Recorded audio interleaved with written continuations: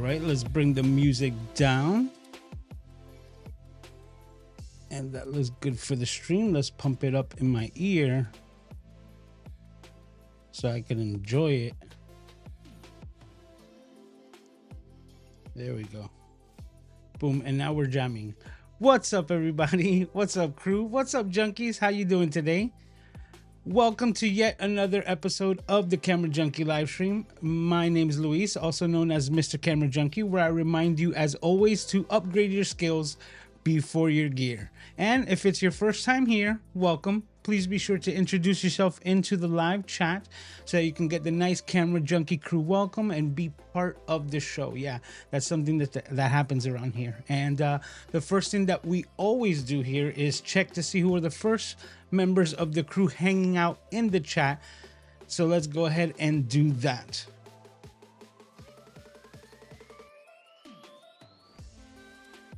That should be this scene right there. Bam.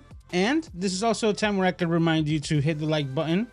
It's highly appreciated. It's absolutely free. It costs you nothing and it goes a long way. All right. So let's go ahead and check out the chat. And right off the bat, we have Mr. Parker Jennings in the house saying hello to everyone. What's up, Parker? How are you? We have Gretchen as well. She's saying hi to Paul because Paul is hanging out in here. Saying hi to me and to Aiden. Aiden's on his iPad having a blast right now, so he's good. Saying hi to Parker and the crew. There we have Paul saying hi to Gretchen and to... Let's check this comment. That one looked weird. Okay. I guess it was just the names. And there goes Paul saying greetings to everyone. Mookie's in the house as well, saying hello to everyone. I'm settling in for the ZR information show. Yes, and this is also going to be a live to tape recording. So that's what we're doing as well. I'm taking the time to record it live, and I'm going to repurpose that content as my next video. I've already shot the B-roll for everything. Now I just need to put the words onto tape so that I can actually edit it and come out with another piece of content. So it's just... everything is purposeful this year, because the only way that I can create more content and more output, like I said, is to actually I can't just like wing anything. I have to do everything with like hella intent, you know, like I need to make sure that every step that I'm taking is correct so that I don't waste any time, because time wasted is the biggest letdown, so to speak. But we'll continue from there. Everybody's saying hi to everyone. Randy's also in the house saying hello to everyone. Hi to Paul. Peter Greg is also in the house saying hi to me, myself, and to Aiden. It says repurpose is a magical word. Absolutely. And that's what I said. Repurpose, intent, and create more output. I'm really excited. I've also I just signed up for a challenge, a Pat Flynn challenge, 30 videos in 30 days. And I've got like 4, maybe 5 of them already recording it. And it's just making sure that I get those in line, because the challenge is to create the content and pump it out. And if I can find an easier workaround to meet that challenge, then that's something that's only going to benefit me. And then I'll be able to share those learnings with you, right? So that we could all level up and upgrade our skills together. And Paul saying hi to Peter. All right. So what are we doing today? Today we're talking about the 5 must-have accessories for the Nikon ZR camera. That's exactly what we're gonna do, and I'm gonna get to recording this shortly. As we go along, I'm gonna be putting everything together. I'm gonna grab the links. I'll drop those into the chat so that if you're interested in picking one of these up for your Nikon ZR, you'll be able to have that before my actual video goes out. And yeah, we're gonna be building the video together. And then we're also going to be adding a couple of the other things that we do around here, like Cities Got and our Would You Rather. So all of that coming up later today. All right, let me open up my notes app.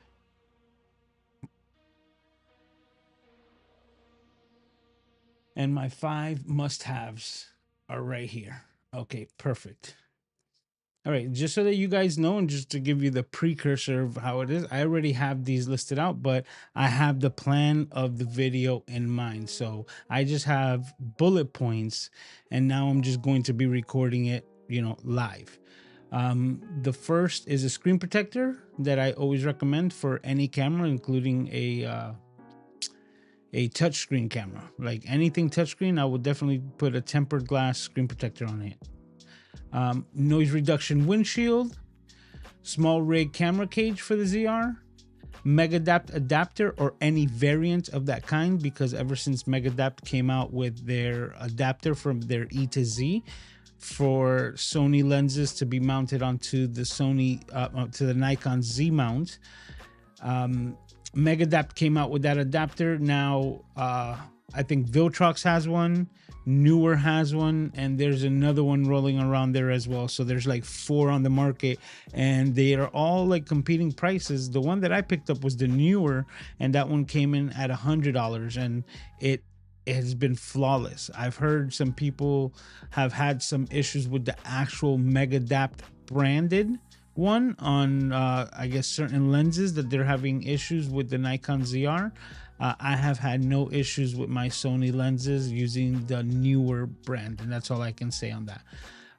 Also, a Bluetooth remote. I was talking to Peter Gregg about this as well, because Peter Gregg, and I'm gonna mention it in the video read, so to speak, is that when he had his hands on the Nikon ZR, he wasn't too fond of the joystick.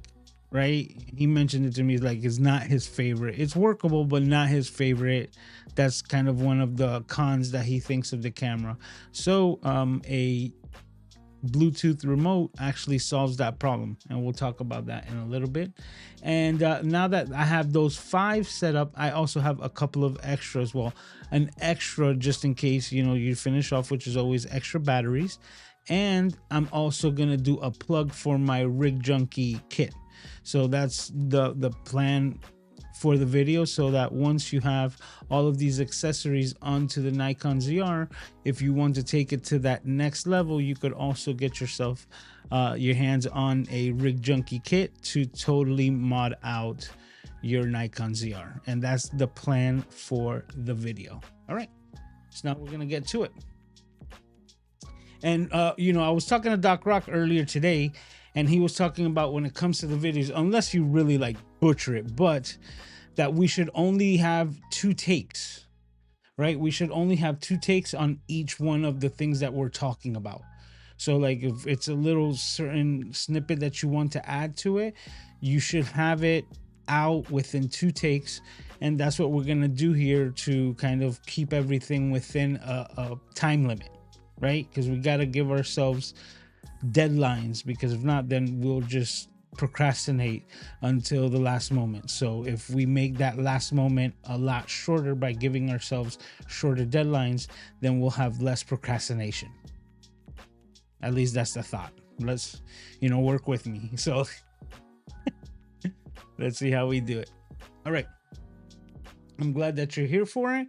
If you have any questions whatsoever, please feel free. I'll be looking directly at the teleprompter, right? So I'll be able to address anything. And of course, super chats always gonna take priority. And with that being said, let's get to recording. As you can see, I changed the light setup because this is more like my YouTube recording. But yeah, let's go ahead and do that. Let me see how I'm gonna do this.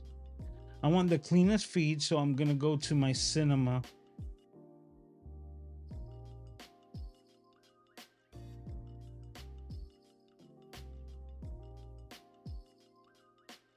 Yep. Okay. I think I'm just psyching myself out right now. I'm just trying to make sure that I'm not missing anything. And I think I've crossed all my T's and I've dotted all my I's.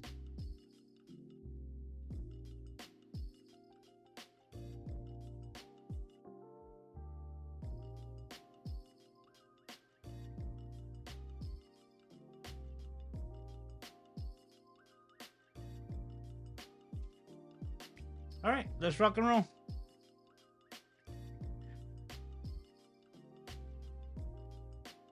Oh, that's what I need to do.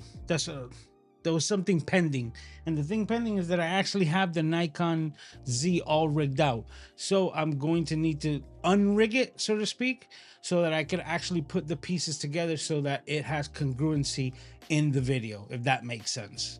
Just to clarify what I just said, is basically I'm going to strip the Nikon Z to its bare so that when I'm talking about it and have it in hand as I'm talking about it, it's going to get progressively built out as I continue to add all of the things to it. And that's basically only until the Mega adapter, because then the other two things really aren't added to it. And that's what I said. I already have the B-roll of me adding the tempered glass screen protectors and everything like that. All I need to do is just mention it and kind of point to it as the camera. So let's go ahead and do that. Oh, and now that we can, I can show you the latest iteration of the rig junkie for the Nikon Z, or the ZR, right? Um, as you can see, it's super compact, and the battery that I have for it is flushed out. And give a shout out to Randy, because he made a video on the Nikon ZR and explaining that this will only take trickle charge off of a 65 watt or higher battery. So now let me show you exactly the dilemma that I ended up running across.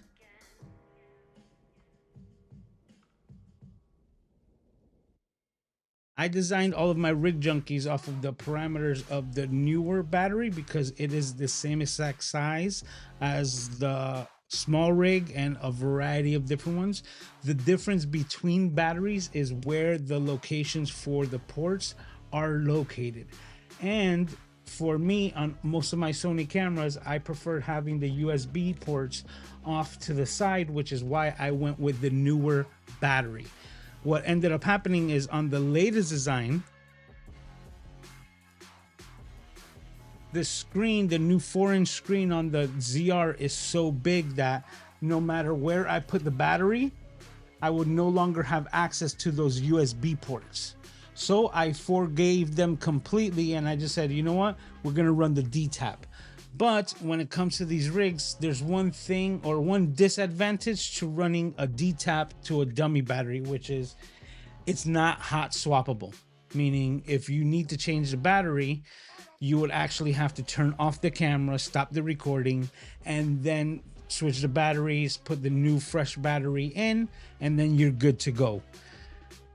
To make it hot swappable, you will need to use the external USB-C off to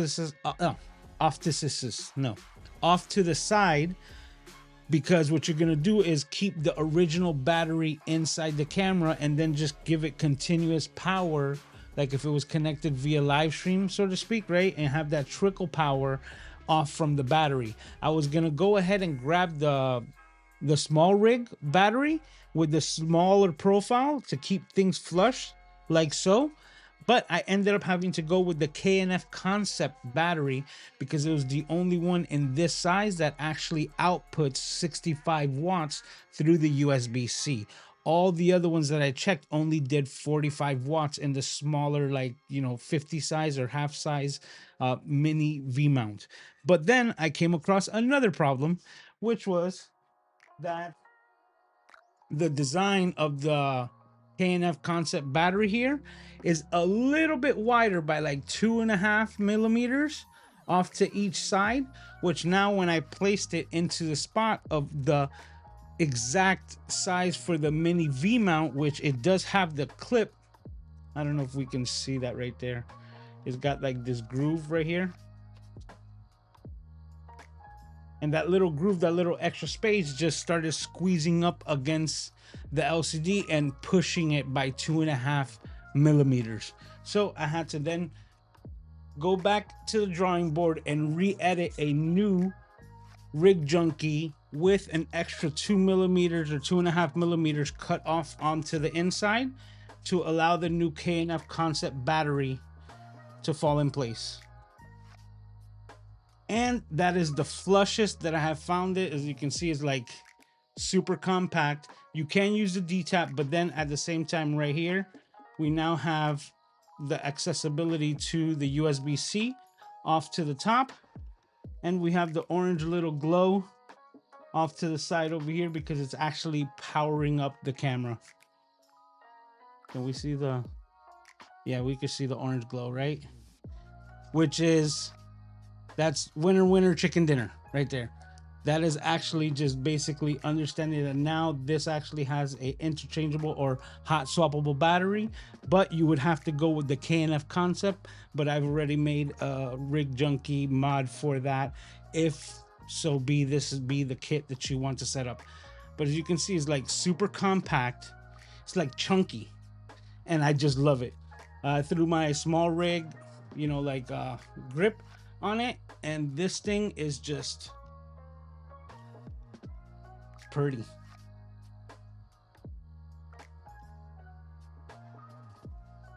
And it's super functional and very lightweight, which is why I call my series the ultralight. But now let's get to unrigging this.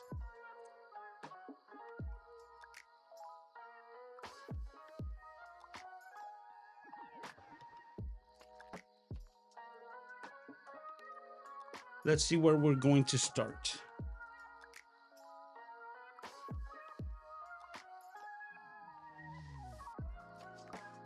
Matte box. Actually, you know what? Let's see. Can we do the top down? This one? All right. Top down. Let me see. Oh, that should be plenty of light. Okay, right now I'm trying to take off my matte box. Let me see what you guys are saying. Does his studio look really dark to anyone else? Is it difficult to see what he is holding? No, it is dark. You know, that's why I just did the overhead. Man, I got a good perch on that. There we go. Yeah. So now we have a KNF concept front and back. Okay.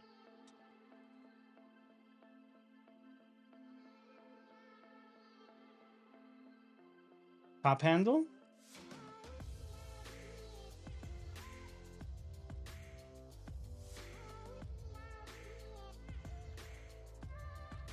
And this is what I love about it. The extra space inside of the Rig Junkie kit, right, allows me to put in the extra cable. So let me show you.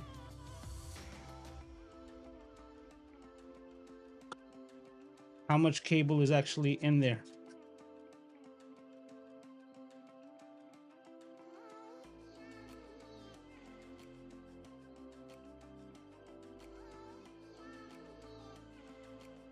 There's so much going on. Okay. We're disconnecting the LCD. All right. LCD, putting it off to the side. This is the USB-C cable. Oh, let's take the keyboard out of here. Not necessary for the live stream. Okay, there we go. All right. Next. Isn't it?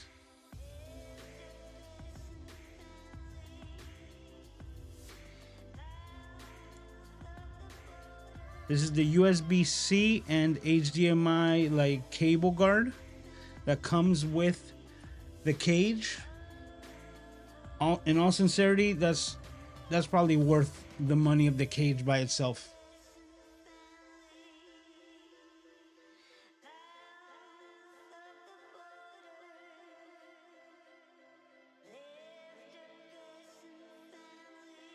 All right, let's put that off to the side as well.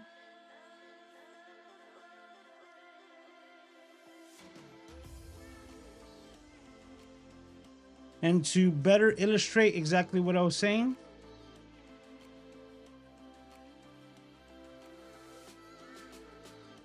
this first line here is the size of all of the mini V-mount cameras or batteries.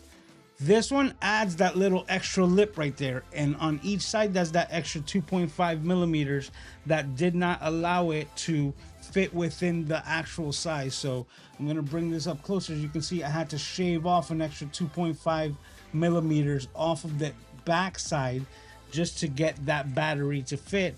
And the only reason was because I couldn't put the small rig, one, because the small rig was only 45 watts, so that wouldn't have helped me whatsoever. If you have the bigger small rig batteries with the USB on the top side, then you're fine, because that one does, I believe, up to 105 watts. But the smaller size one that I wanted to make like an ultra compact version, as you can see here, that one, the KNF Concept, is the only one that reaches 65 watts that will actually trickle charge this ZR camera.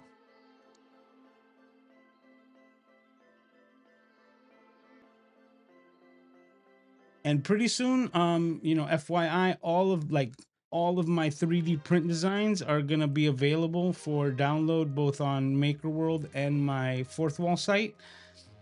I'm doing the challenge of 30 videos in 30 days. It's a Pat Flynn challenge, and to do it, I'm gonna be doing all of these 3D prints. So as soon as I've made a video about them, they're also gonna be available, like I said, for download, so that you can 3D print them yourselves.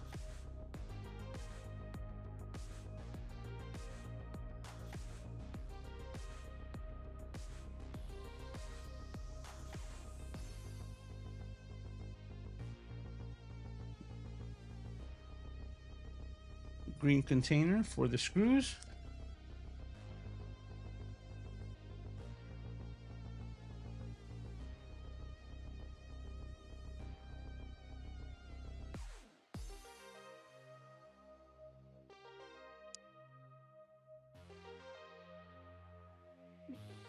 That was smooth. Like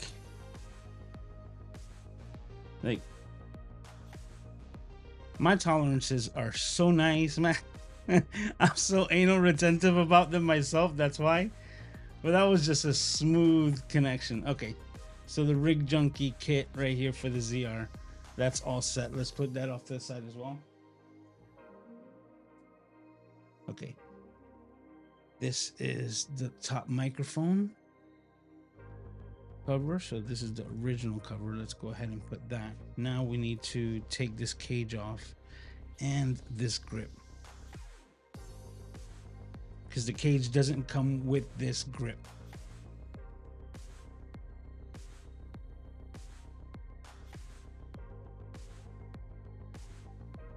Let's get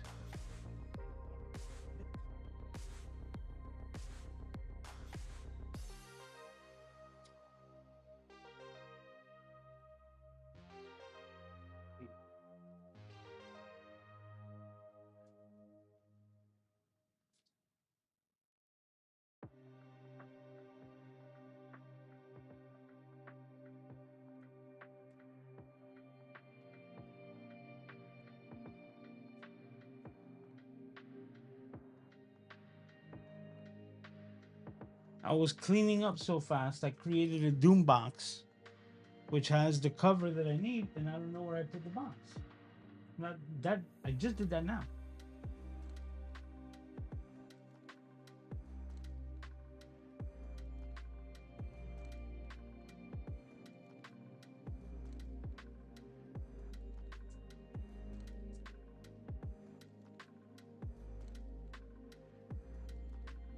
Found it. Okay. One thing, here's a tip. Whenever I'm taking off lenses on my camera, I mentioned this a million and one times, I always do it facing down, right? Because the sensor isn't really gonna catch dust on the way up, right? Dust rarely flies upward or falls upward. So just to always keep the sensor as clean as possible, I always put on my lens caps and things like that facing downward, so that anything, if there was there, would fall downward and outward comparative to onto the sensor itself. As you can see, the backside of a lens on a the backside of a lens is a lot easier to access and clean. Okay, you can just put this side over here. Now let's go ahead and disconnect these sides.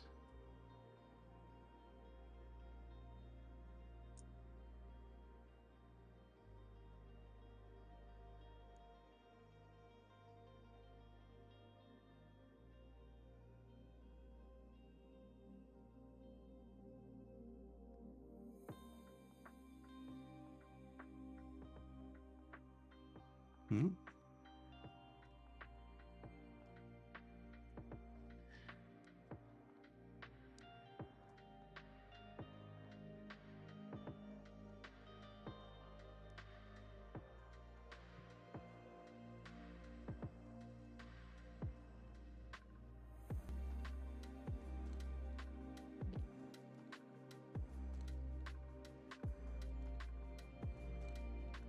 Okay, cage off.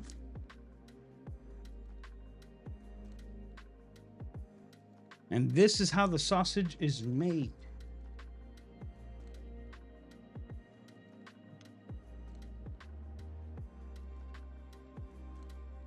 All right, now that that's done, let's go back to the main shot. Let me see if you guys, what you guys are talking about while I'm over here messing around.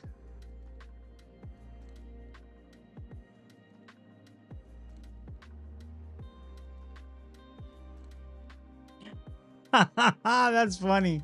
It says record removing everything from the ZR, then play the footage backwards. That's funny. That's funny. Except for the speech, you will need a translator. Yes. Oh, that's true. Well, actually, the thing is, I can, I can separate the audio from the video, right? So that the audio plays forward. Well, I actually wasn't speaking at all when I was doing all of that. So I can still have the audio play forward and then have the video play backwards so that it's like a build video.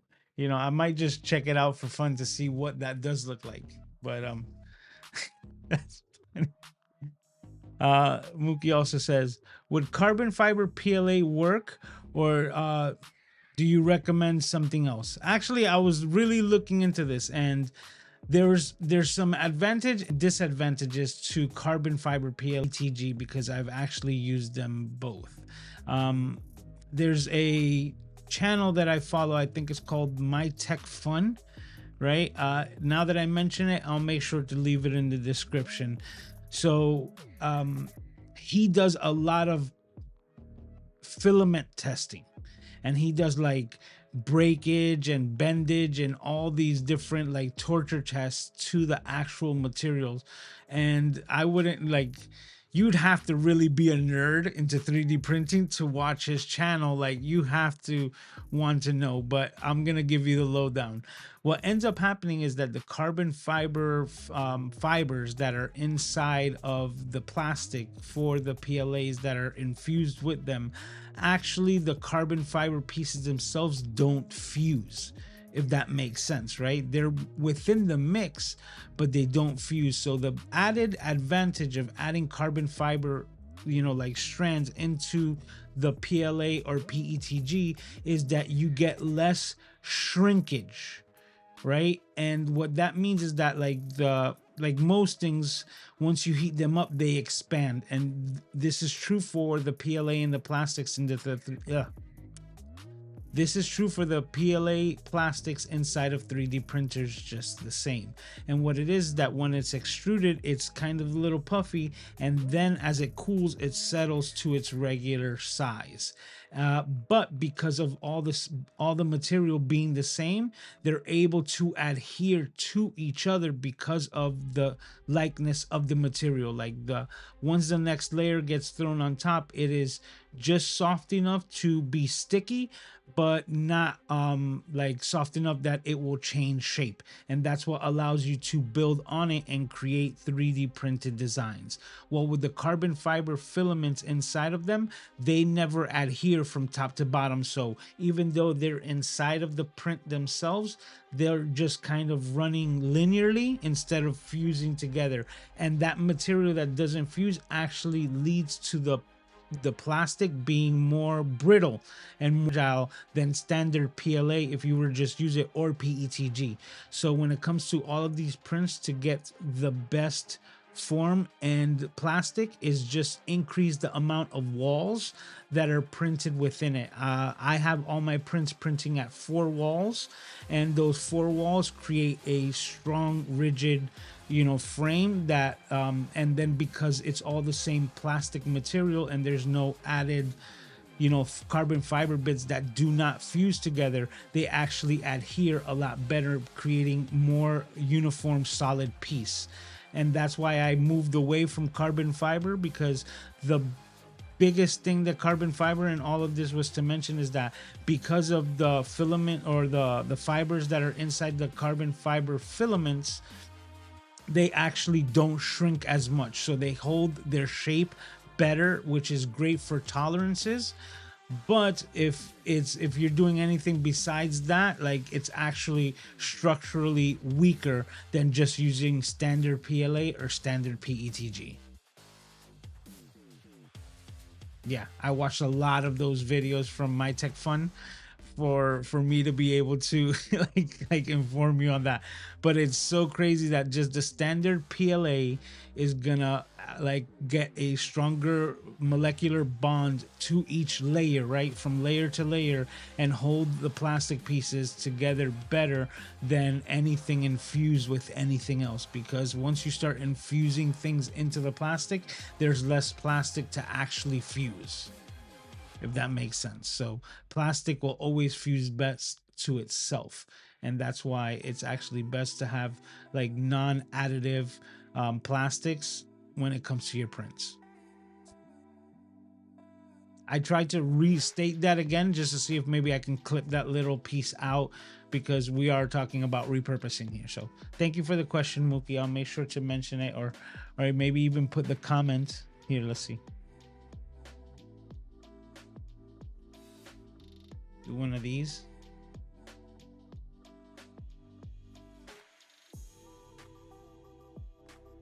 And we'll see if we repurpose that. Bam. All right, now we're 42 minutes in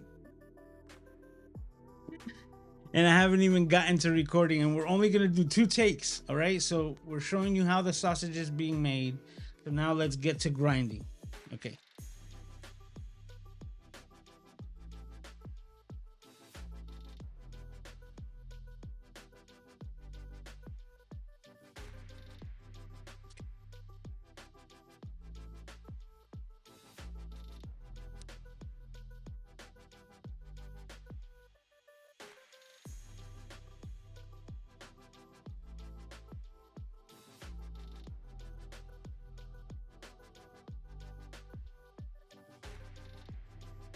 So like I mentioned, I'm going to be making all of the live streams with purpose so that I can repurpose them. But now all I have is bullet points on a notepad here, right? On a notes sheet or window. And everything else is just going to be winging it, right? I'm going to be freestyling the same way I do my live streams. But now I'm going to mention this and just do a couple of intros to the video, and then we move on. And we're gonna go from there, right? So let me lubricate the pipes.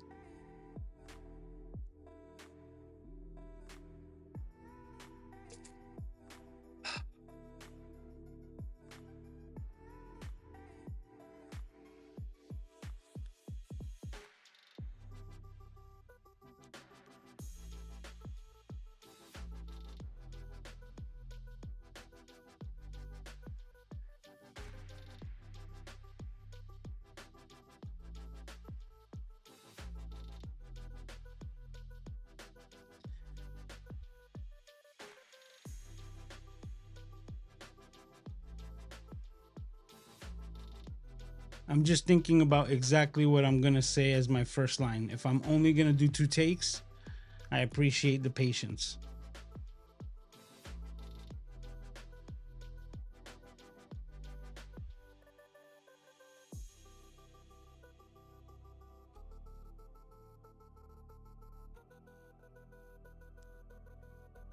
If you're not already familiar with Nikon ZR, it is Nikon/Red's latest iteration into the cinema world. It is a compact full frame camera designed for the creator in mind.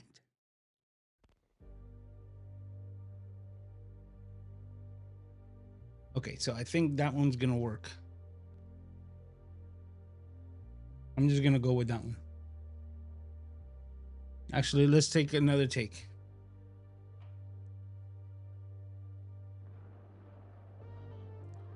What's up, junkies? If you're not already familiar with the Nikon ZR camera, it is Nikon/Red's latest iteration into the cinema world with this compact full-frame camera designed with the creator in mind.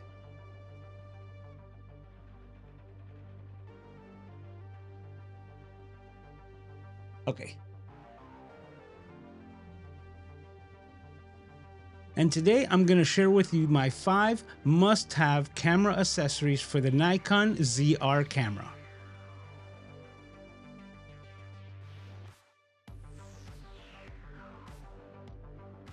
And today I'm going to share with you my 5 must-have accessories for the Nikon ZR camera.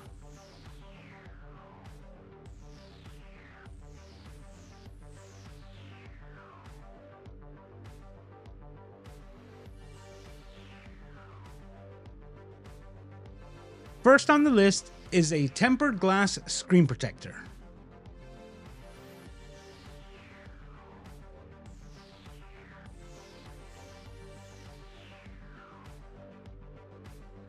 First on the list is a tempered glass screen protector.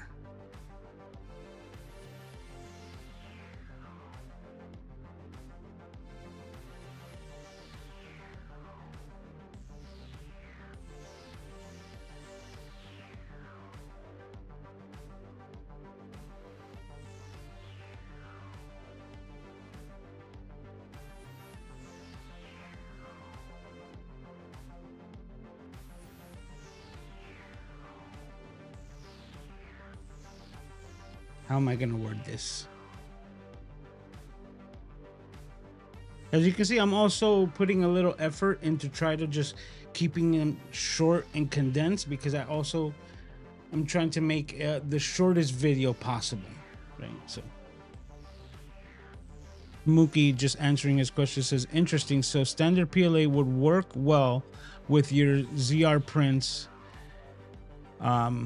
Maybe with more walls and infill. Believe it or not, the infill is actually the least thing that you should worry about as well. The most important thing for rock hard prints is the wall count. So usually, like, all the prints are standard 2 walls, which is give it a little bit of rigidity, which is fine for a majority of things. But when it comes to something that I really want to make sure that it's actually rigid, you would add 1. In my case, I added 2 more walls into everything. And I usually leave my infill on the standard around 15%. I don't need to boost it up to 25 or anything even higher. 15% is more than enough. And if you really wanted to, you could actually bring that down to 10% if you were, like, you know, trying to be a little stingent with the actual plastic and the PLA. But if you want strong, rigid prints, I recommend a higher wall count and leaving the infill the way it is.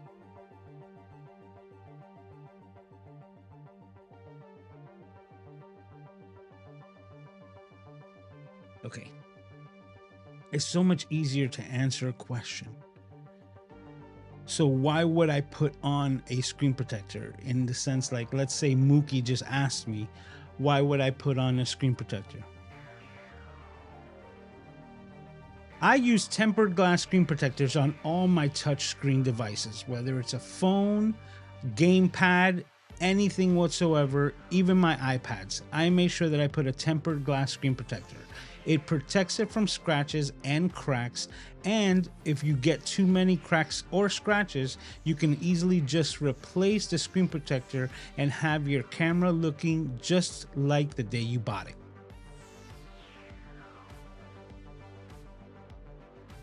Ooh, Mookie, I think we might have unlocked something, because I think I'm pretty, like, good just, you know, explaining things when it's a question. And I'm always thinking of these things as a video, and I should just think of it as a question of, like, why is this good on the camera? Well, I think that was a pretty good take. You guys let me know what you think. We're going to be working with it, but I'm going to do that once again. And we're going to see if we move on to the next question. But I think I might have unlocked something. So appreciate you, Mookie. Okay.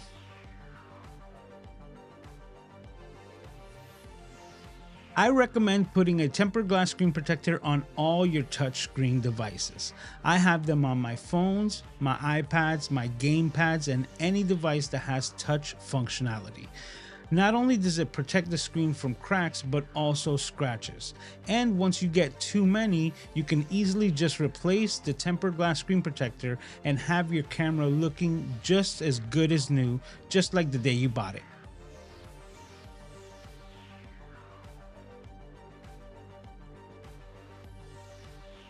Okay, so that's 2 takes on that.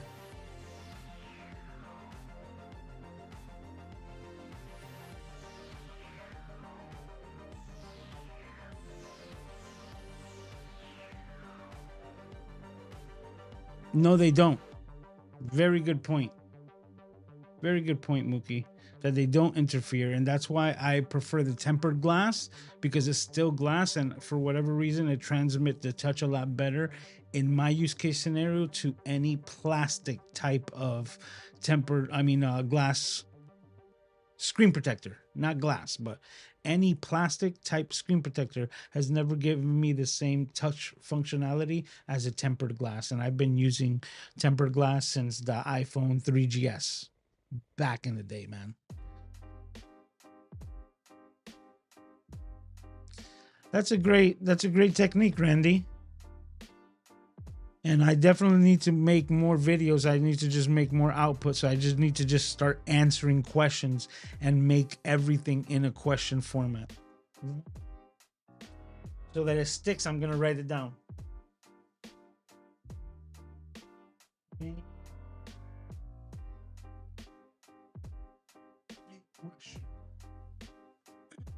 Make everything a question. Okay.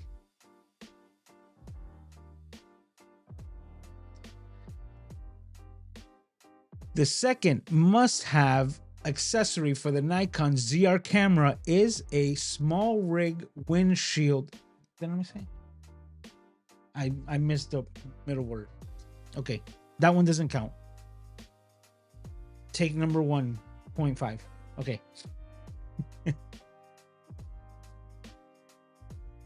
The second must-have accessory for the Nikon ZR camera is the small rig noise reduction windshield.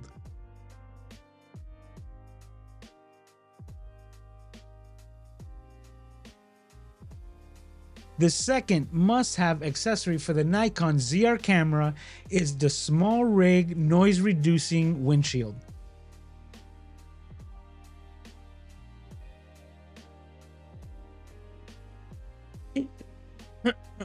I'm going to see which one sounds best. The actual word is noise reduction windshield. But noise reducing. Okay, I'm going to just say it one more time with the correct word. The second must-have accessory for the Nikon ZR camera is the small rig wind reducing. And I just messed it up. But that's it. You know what? I'm going to use one of those. And this is the whole thing about not making 48 takes on a simple phrase. All right. Now, why is the question?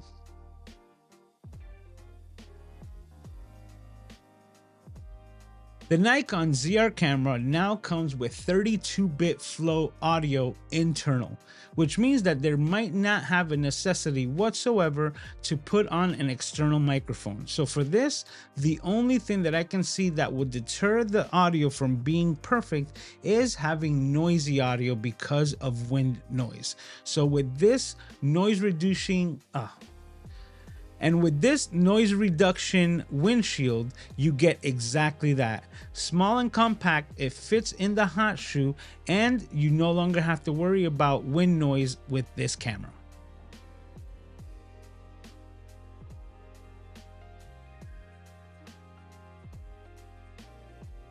I forgot to put it on.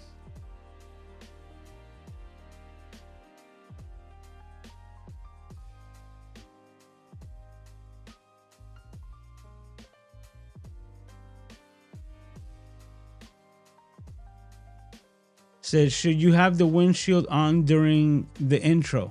No, that's exactly the point. Like, I want to build out the camera. So now that I'm mentioning it, I'm going to put some B-roll, right? Showing me installing it. And now as I continue, that's what I was talking about, the congruency. That's why I deconstructed the entire camera, right? So that as we go through these steps, I'll go at it. So the next one is going to be the camera cage. And what I'm going to do is mention it and then have it on the camera itself, so that like as I point to it, it's already installed. But it isn't like, I'm not kind of giving up the ghost, so to speak, when you can see the cage on the camera in the first shot and I haven't even mentioned it in the video yet.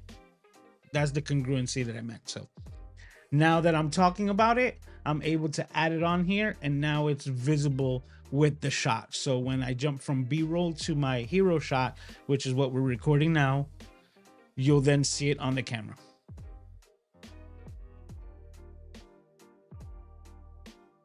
Okay, you see, I totally forgot how I said it the first time, so we're gonna wing it for the second, you know, like second take on this accessory. The Nikon ZR camera is the first camera to carry 32-bit flow internal recording, and this is okay, redo it. The Nikon ZR camera is the first camera to carry internal 32-bit recording. This means that you probably don't even need to add an external microphone to get good audio. The only thing that I can see that would be causing bad audio is strong wind gusts, and that's why I recommend the small rig noise reduction windshield.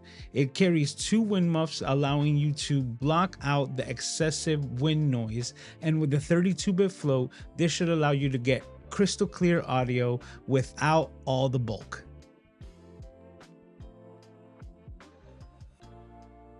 All right, and those are my 2 takes. We'll see what we work out from there. Mr. Steele Andrews in the house says, there's an interesting outcome if you wear polarized sunglasses and use the screen protectors. That is if you use cheap screen protectors. And I know what you're talking about, because believe it or not, like that was one of the accessories that would sell the most in my iPhone repair shop. You know, is the screen protectors. Whenever you get the repair, was kind of like a little mini insurance. Like, hey, 20 bucks and you can kind of protect your newly replaced screen. And I remember like one time we got them from a different distributor, and as soon as you put on polarized glasses, the whole screen went black, and I was like, what is this? And I remember when those first came out, it was like super interesting. And then we always had to make sure that like you had good tempered glass. I believe if you get 9H, right, 9H tempered glass, I believe that's the rating that you need to have, so that you can make sure that it doesn't like mess with your polarized glasses. Just make sure your screen protector isn't polarized. Yeah, well, I'm glad that the one that I got, oh, but I'll be leaving a link to all that stuff in the description, has been good. I already installed it onto the ZR, so it's already there. Okay, so I got that small rig camera cage. That's the next one. Yep, don't buy cheap, right? That's I would say, buy it nice or buy it twice, right? I've learned my lesson with that, sir. But then the funny thing is that I've noticed that when you buy it right, you know, it justifies the price, because the products that I've bought that have been a little bit more towards like the high end price are products that stand the test of time. Like, I stop using that product before the product gives out on me, which is the best way that you can purchase anything in my view. Okay, we're on number 3.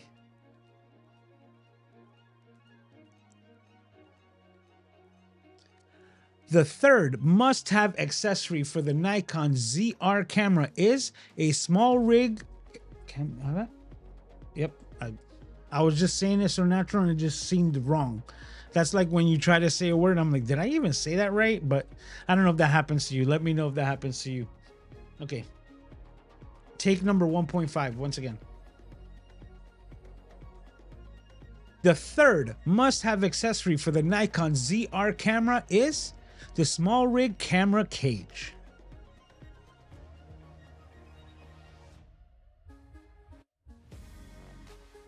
The third must-have accessory for the Nikon ZR camera is the small rig camera cage.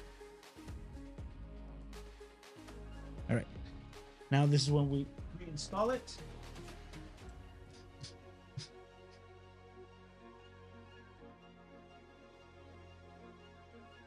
You see, and Mookie, you know, going back to it, like talking about the intentionality of everything and having that congruency, that's why I didn't have it all built out and I'm building it out as I talk about it. That's exactly what I meant about having intention with every step. Like just really just knowing like, hey, you know what? If I'm going to be doing that, I need to do this.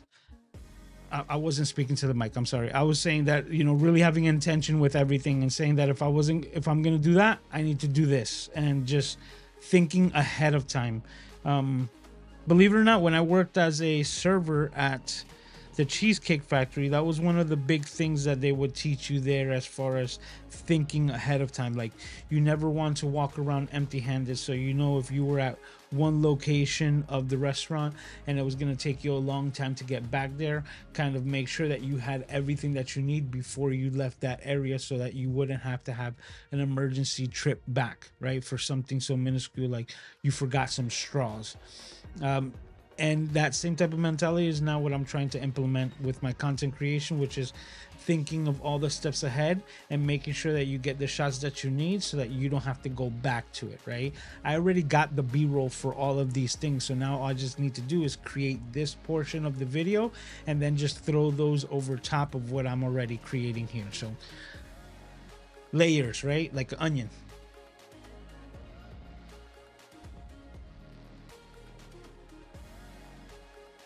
This is not the one.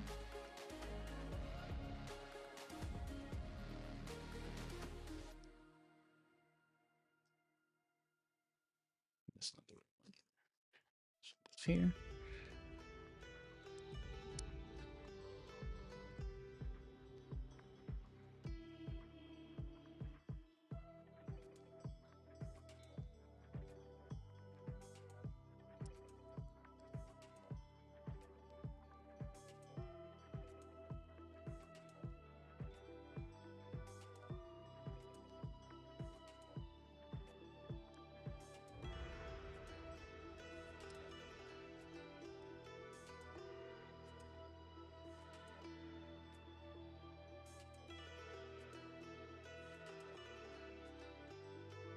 Okay. So I already did the 2 takes on mentioning the cage. Now I have to ask the reason why do I recommend this camera cage, right? What makes it good? Okay, why would you put a camera cage on your camera? That's the question.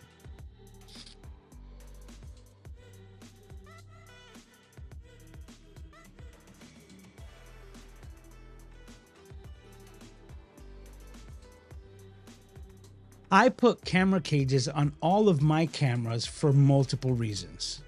One is to have accessibility of a variety of different mounting points to add other accessories and mounting them to different tripods. And in this case, it goes especially that's, I don't know how I was trying to word that, but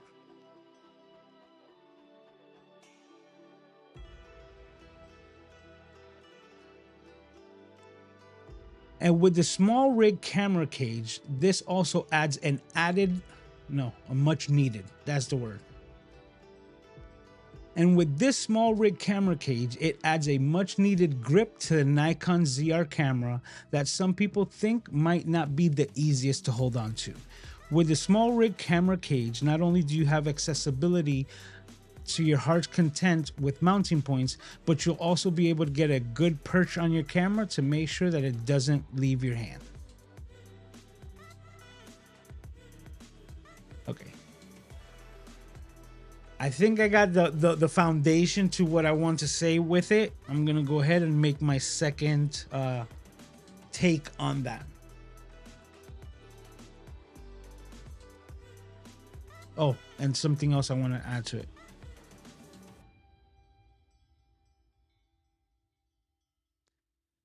I put camera cages on all of my cameras. Not only do they give you basically unlimited mounting points for other accessories, but they also protect your camera from falls just in case something tragic might happen. And in this case, with the Nikon ZR camera, the small rig cage adds a much needed hand grip to this to give you a better perch on this camera.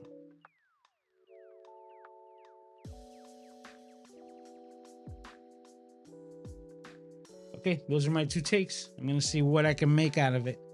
But you guys will see it. And this is all going into also the mentality of done is better than perfect, because I need to just get a lot more things done. Oh, and for those of you who actually saw it, I would love to see what you thought of tonight's thumbnail. I'm doing a new style of thumbnails, and I'm really putting a lot into the A/B testing as well.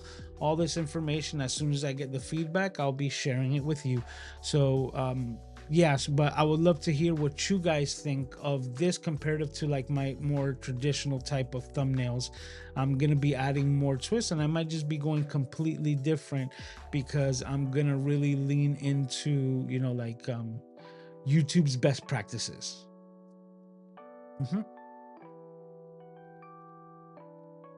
Okay, so I did both of my takes for the small rig camera cage. Oh, okay. Get this. Oh, snap. I'm using it. Okay, time to switch things up. All right. I'm going to show you exactly what I was using. This is the red one. No, that's not the correct. And that's not the correct. Okay, let's go back to the red one. This one, the Z30. Nikon Z30 looks extra crispy today because I'm using the E to Z adapter, and I'm using my Sony 24 to 50 G lens 2.8 right on it. It makes a difference, right? Glass before ass. But now I have to turn this off. All right, and we go back to this.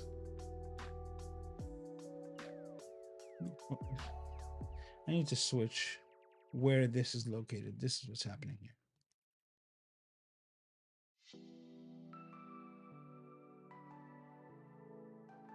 There we go.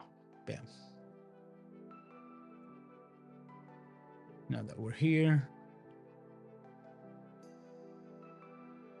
mega adapter. All right, and you guys get to see me take it off right there. It's one of the coolest accessories, guys. The fact that you can just make any Z mount an E mount, it just allows you to just enjoy so much more glass with all of your Nikon cameras. Highly recommend. Highly, highly recommend.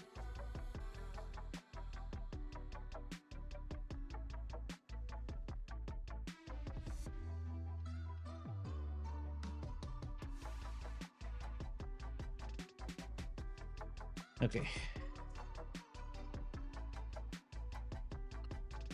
This is the 12 to 28. You know, I gotta give it up. This little power zoom lens, small form factor, this is a really dope lens from Nikon, and it fits well on the ZR. Like, I wouldn't be surprised if people put this APS-C lens on the ZR and use it for vlogging, because you'll be getting the red raw, but at the same time, you're going to be getting that wide field of view, you know?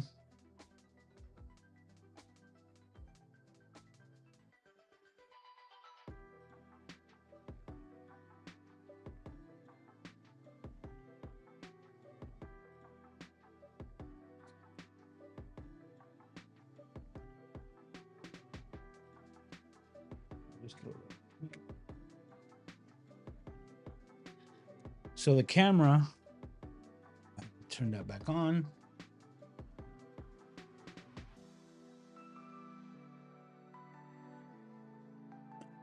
Adjust it there, double check it. Okay, the Nikon ZR is back in business with its lens.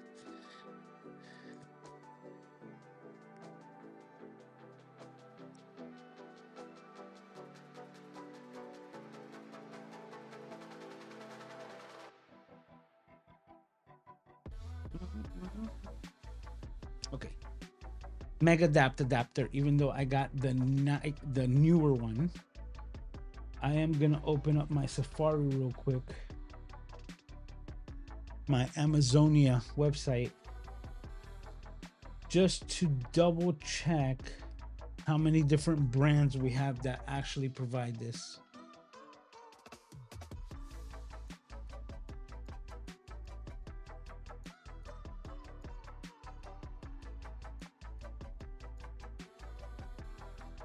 Yeah, look. So we have, who's this one? This one, this one, all in different price points.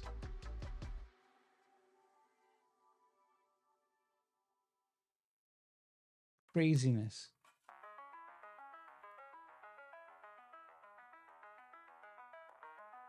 Surrey.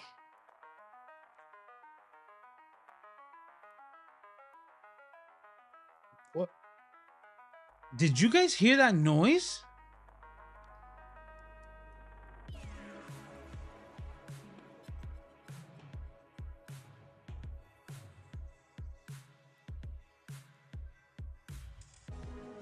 Oh, it was my phone. These bone conducting headphones, they connect to two different things, one of them being my phone, and if anything were to pop up there whatsoever, it will override what I'm listening to. So it muted the music, and I heard like this boom sound. It was very strange, but it was just a notification. Okay, like I was saying, Surrey, the ones that make the anamorphic lenses, they make a E to Z adapter at $100. This one is, which brand is this?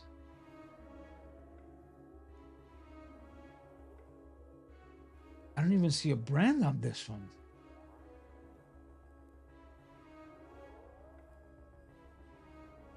Oh, Viltrox. Okay. So Viltrox E to Z is at $129.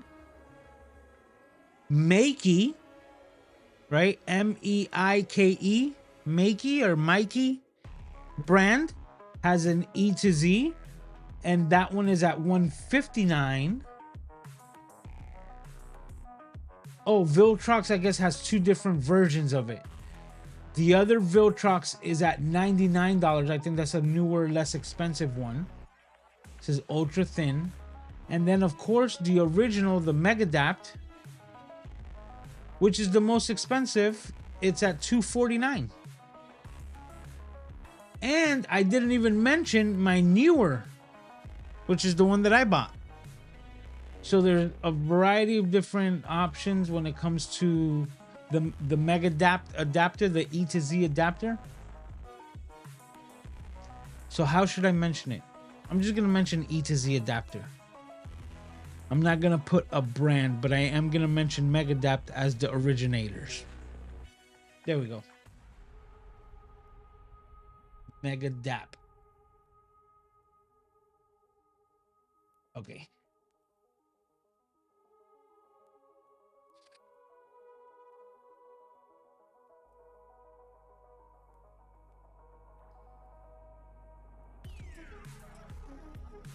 And I'm gonna leave links to all of them. That's the way we're gonna do it. Okay. And this is the fourth one. If you haven't done so already, please give a like to the live stream. I really appreciate you guys just hanging out here. We're 15 minutes past the hour, but like I said, we're going to work this year. 2026 is make or break. Okay. 4. Okay. The fourth must-have accessory for the Nikon ZR camera is an E to Z adapter.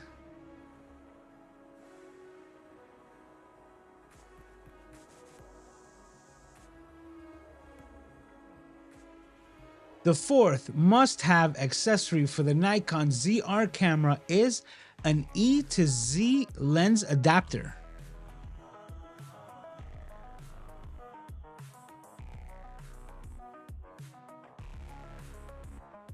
The first company to come out with the E to Z adapter is Megadapt, but since then, basically every other company has jumped onto the bandwagon. You can find E to Z adapters from Suray, Viltrox, Newer, and a variety of different options at a variety of different prices. I myself picked up the Newer brand and haven't had an issue with it. So I highly recommend picking up an E to Z adapter so that you can have a plethora of lenses, including over 170 Sony lenses available to be used with your Nikon Z mount cameras.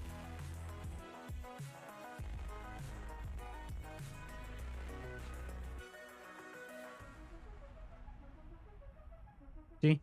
When I got to the end of it, it was when I really sparked, like, why do you want this, right? What's the reason? But I got into the nitty gritty of explaining who makes them and not the reason why. So take number two, I'm going to try to lean more into why. And G Master Glass is definitely one of them. Megadapt was one of the first, no, was the first. Megadapt was the first company to come out with an E to Z adapter, but since then, basically every company has jumped on the bandwagon. You can find options from Suray, Viltrox, and even Newer, all at various different price points. I myself picked up the Newer E to Z adapter and haven't had an issue whatsoever. Why would you want to get one of these? Well, it converts your Z mount camera to Sony E mount and then opens up the entire world of all of Sony's amazing lenses. Me being a Sony shooter makes it a lot easier for me to pick up a ZR camera knowing that I don't have to change all of my lenses. I'll be able to throw on this adapter and now all of my Sony E mount lenses are available to be used on the Nikon ZR camera.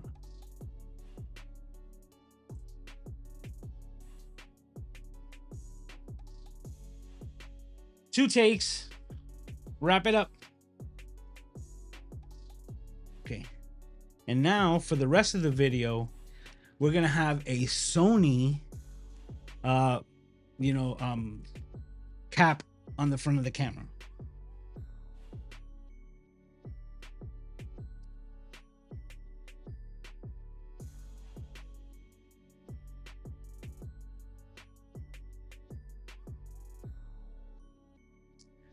Sonified.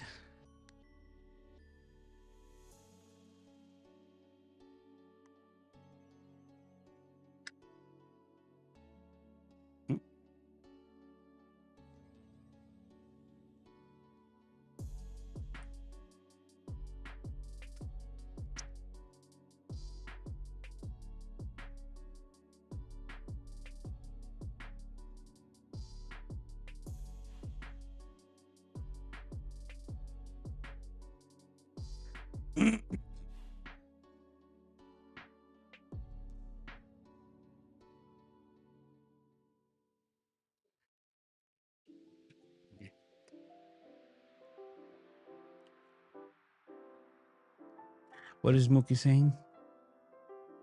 And Randy says, too bad Canon will not allow these types of adapters. Yeah, they don't even allow other companies to make lenses for them. Like the fact that you could only find third-party APS-C lenses for their APS-C cameras really does suck. Like it just does. And they would sell a lot more hardware if they gave other companies the ability to make lenses for their full frame cameras. Like you could only find manual lenses like TT Artisan and things like that because they're just using the actual mount and bypassing all of the electronics. Obviously, I'm talking about autofocusing third-party lenses. onto their full frame. I think that's just shooting yourself in the foot. But they know something that I don't, right? And a long time ago, I heard someone say that Canon is a lens company that sells cameras, right? And if you think about it that way, it makes a little bit more sense when I think the highest profit margins is on their glass, on their lenses. So they would put more effort into just keeping that as their kind of walled garden instead of the camera bodies themselves. I think that's why what was it called? The hack, like, oh my God, what was the name of it? The hack that we had. Oh, I'm on the wrong camera. I did that whole thing on the wrong camera. Let me check something out.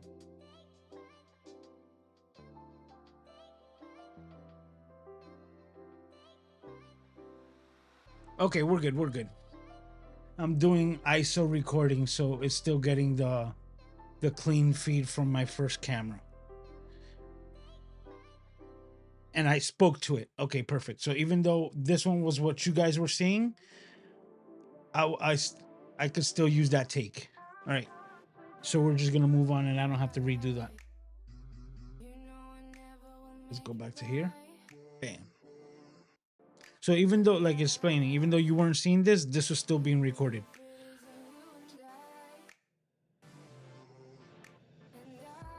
Mookie says you have to make sure that the adapter passes through the contacts, so the autofocus and date passes through. The really cheap ones don't. That's interesting. But like, I'm not saying that they're cheap but I've heard that like the people that have had connection issues was with the actual Megadapt, a branded one. You know, I could be completely incorrect, so you know, with an asterisk. But if so, I could just tell you from my experience, I got the newer branded one and I have not had any issues. But not only on the ZR camera, but on any of my Nikon cameras, both the FC and the Z30, when adapting any of my lenses to it. Yep. Okay. Okay, now for number 5.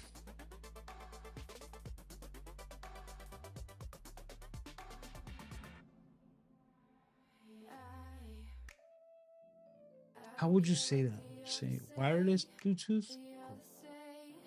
I'm just gonna say Bluetooth. You'll see. Okay. The 5th must-have accessory for the Nikon ZR camera is a Bluetooth remote.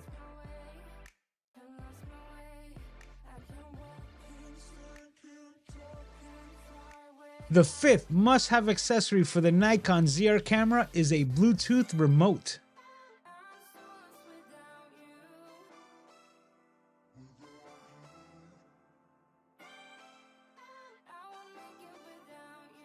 They are amazing, by the way. Let me explain to you why.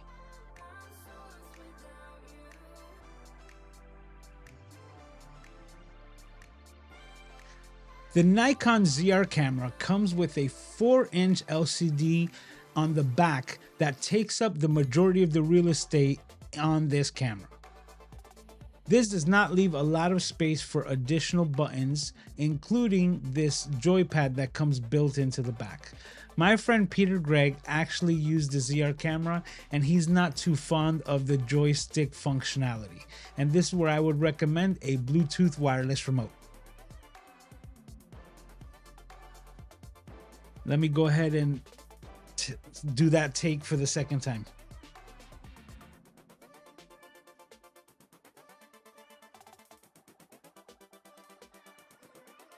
Randy says, I'm getting the Megadapt E2Z 21 Pro Plus adapter next week. This adapter can have another adapter mounted with it to use other camera lenses. What?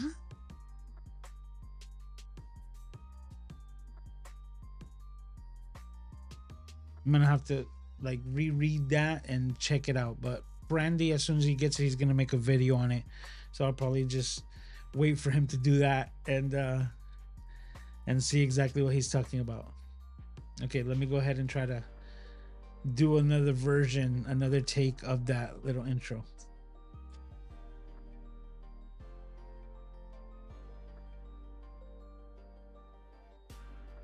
Aiden is having a fit right now. What's going on?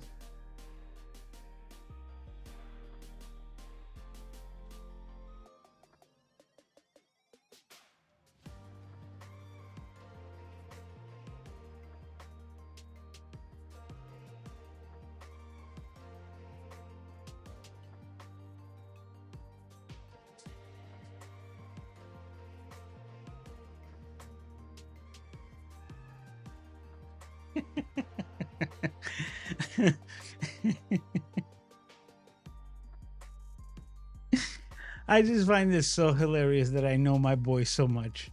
Like, he doesn't talk, and yet the noises that he was making, I knew he was pissed off. Like, he is coming at me like complaining the whole way.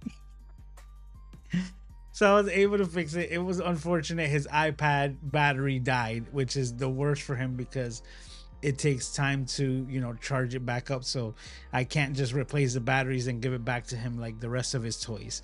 So he's a little like upset, but I was able to just mitigate the situation because I already knew that he was coming like heated. So I was able to diffuse the situation, and he's fine now. God, I love that boy. Okay, let's go back for take number 2 of part number 1 of this thing, because I'm gonna have to say it again. You see what I'm talking about. Okay. The Nikon ZR camera comes with the biggest LCD available on a full frame mirrorless body. It is a 4-inch screen that takes up the majority of the real estate on the camera itself, which doesn't leave a lot of room for buttons and joysticks. My friend Peter Gregg actually told me that he's not too fond of the joystick on the ZR camera, which is why I recommend a Bluetooth remote.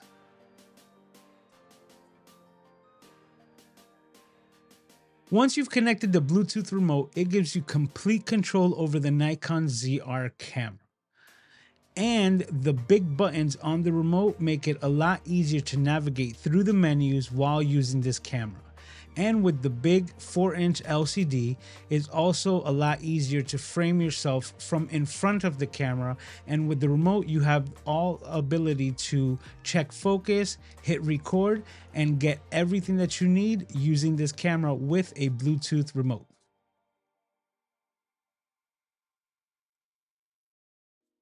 If I end up using that take, I gotta tell you guys, it will be a miracle, because as soon as I started talking, Aiden just crawled up to me and just started yanking on me and asking for all these things. Aiden, I don't have time to play right now. Come on.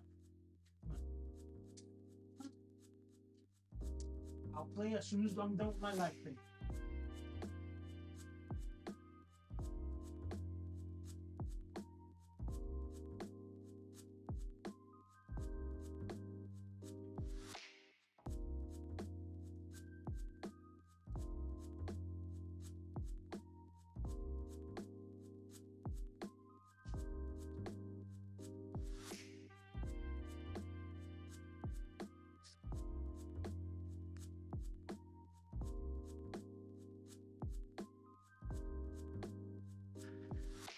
Take number 2.5.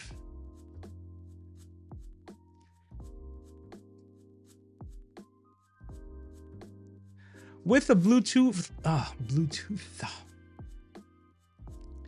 With the Bluetooth remote, you have complete control over the Nikon ZR camera. And if you're like Peter that don't really like the joystick on the back, the buttons on the controller itself allow you to navigate the camera, including the menus, a lot easier than the joystick that's built in. It also gives you complete functionality to set everything up and hit record from in front of the camera. And with the big 4-inch screen on this bad boy right here, it makes it super easy for you to frame yourself in front of the camera and then use the remote to start your recording.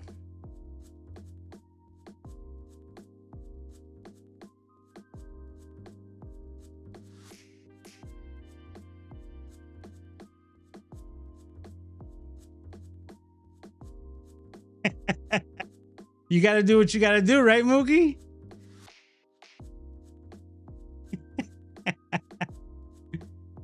I love Peter, man, but that's like, it's funny because like when I went to grab this camera from Peter, that was like the first thing he was telling me, like, you let me know what you think of the joystick, right? And I can navigate with it, but I gotta tell you the truth, like the buttons on this right here. Look, actually, you know what? I can show you a quick demo, right? Turn on the camera, which I gotta also mention. The boot up time on the ZR camera is lightning. It is so fast, just like my Sony's, that it's only when I start using other cameras that I really start noticing that, like, oh, it took seconds to boot up.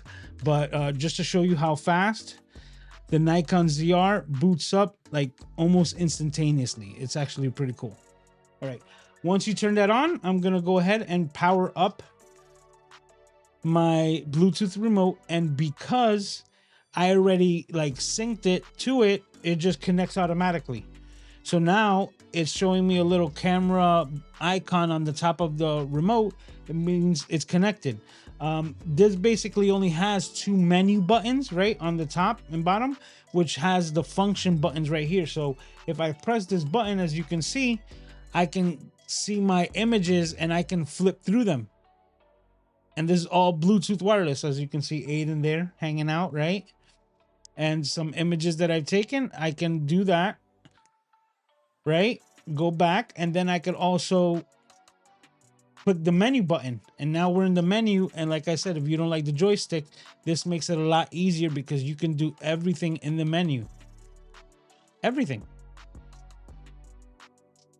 You press OK to select, go backwards, navigate the entire menu, and you're doing it all from there. And then also including like just pressing record, you're able to record. And like I said, with the big LCD, you can frame yourself easily on this, and a Bluetooth wireless remote is ideal for basically anything.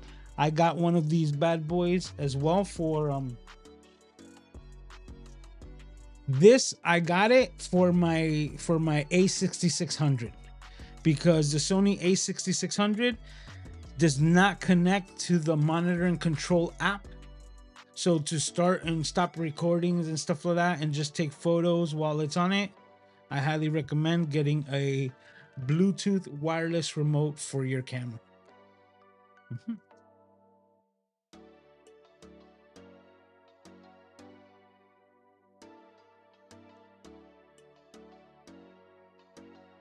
Okay. All right. So those were the 5 must-have accessories. Now we're going to do the bonus content, right? So let me go ahead and record that.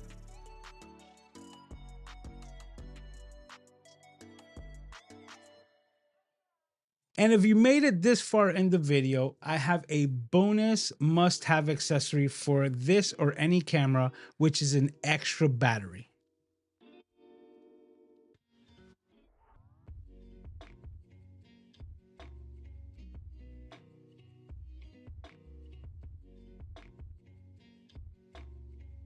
If you made it this far, I have an extra bonus must-have accessory, which is an extra battery.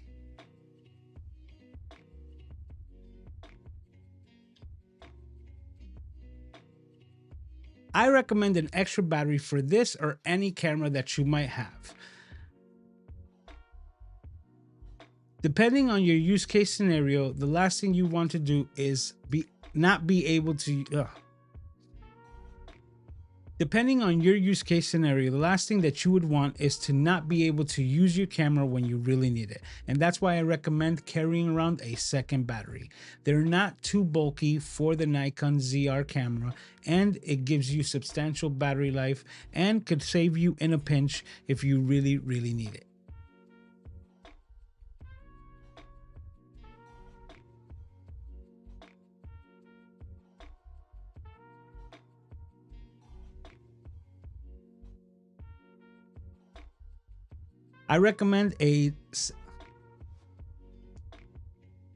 I recommend an extra battery for this or any mirrorless camera.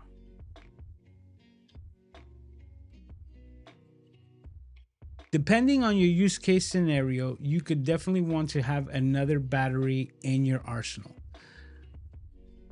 These cameras, though hybrid and very functional, use everything through the battery itself. So to take every shot and to pose every video, you'd actually have to be using the battery. This is down. How would I say that? Actually, let's go back to, you see, like I started jumping back into YouTube things. I'm going to redo that whole thing of the batteries, right? I'm going to use the intro, right? That's going to stay the same, but I'm going to answer the question, answer it as a question. The reason why you would want extra batteries is because these mirrorless cameras use electricity for everything. So if you're just looking at the shot, the LCD lenses and everything has to be powered up before you even take your first shot. So the last thing that you would want is to be in a situation where you want to record and can't. And for this, I recommend carrying around a second battery just in case you're in a pinch.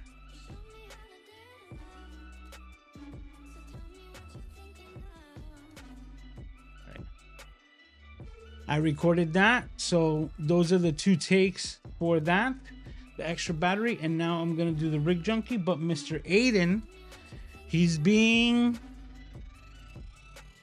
stubborn, but it's my fault because I'm 37 minutes past the hour. He usually gives me an hour uninterrupted, but I have to go take care of this guy. Come on. What are you writing that, buddy? You have to give me some time.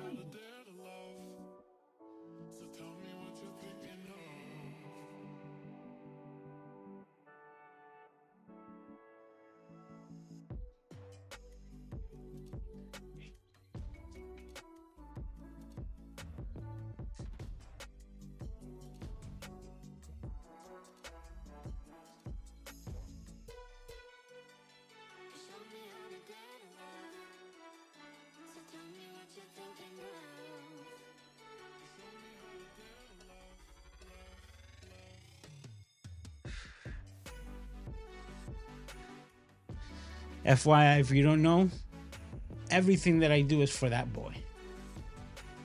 Everything. Okay.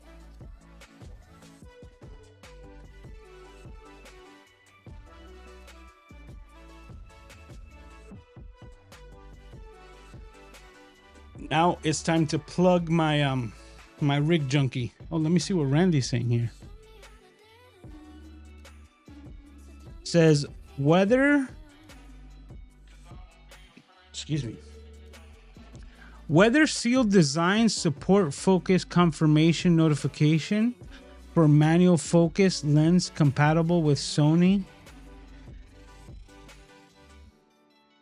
I think that's the information that he was talking about, that 21 plus adapter. So is Sony A mount lenses and Nikon Z bodies?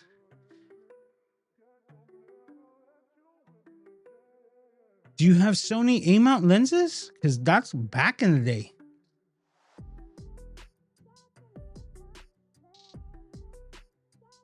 He also says button improved electroplating on connecting pins for more prolonged use compatible with the red Nikon. This is just. He also says the problem that I have with the ZR power button on the camera, I can't count how many times changing a lens and hitting the power button. Oh, that's interesting. I haven't had that issue whatsoever. Yep, bonus time. Mookie said it right. All right, bonus time.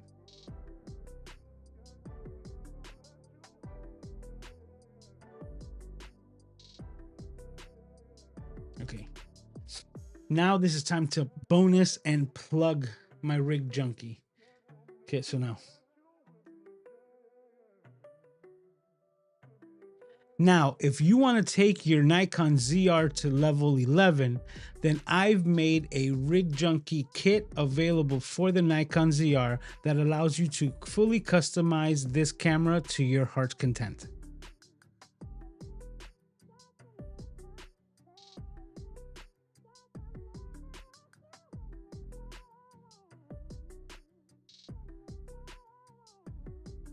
Now, if you want to take your Nikon ZR camera to level 11, then I've made a ultralight kit designed.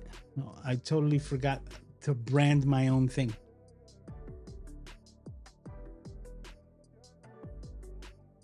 Now, if you want to make your Nikon ZR into the ultimate kit, I've developed a ultralight kit that adds. Why? I need to go back to my why theory, right? On making the videos. Why?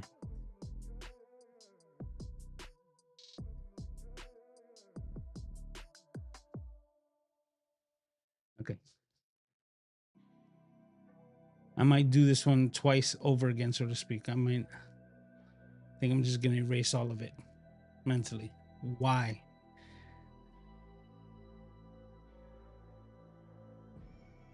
Now, if you want to complete rigging out your Nikon ZR camera, I have a Rig Junkie ultralight kit available for it that gives you full modular support and allows you to attach mini V-mount batteries and cable manage this camera so that you can rig it out complete to your liking.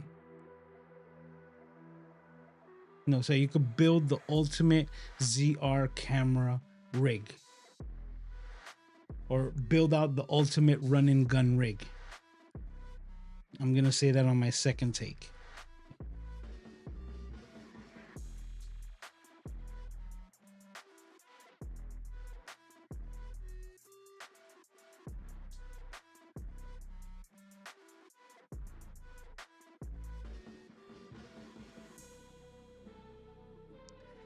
And if you want to take your Nikon ZR and rig it out completely, I've developed the Rig Junkie Ultralight for the Nikon ZR camera that gives you the ability to completely modulate your Nikon ZR camera into a full-on camera rig.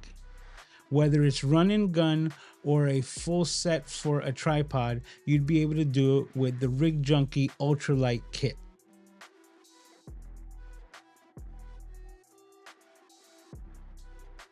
Okay, that's the first one, and I'm gonna do one more. And if you want to complete your kit by rigging out, no, that's just.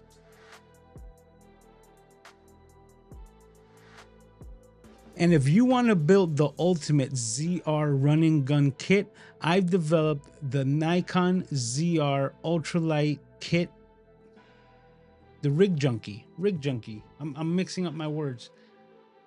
It's getting late, guys, as you can see. And like, words are starting to get hard, but we're at the finishing point right here.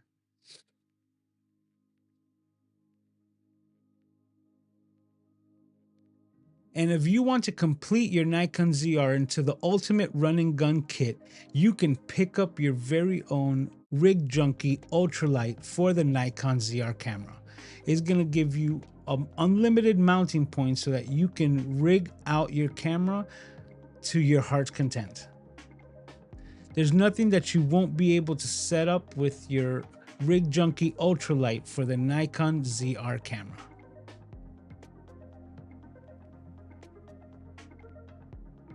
You'll be able to customize it just the way you like it.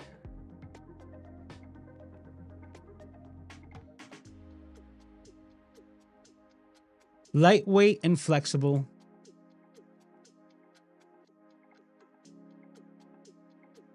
And limitless functionality.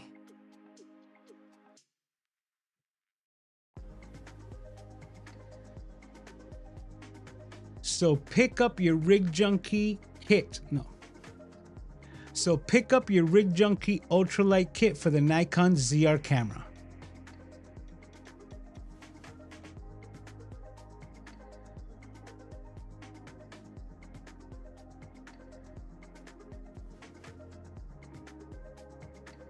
And those are my 5 must-have accessories for the Nikon ZR camera.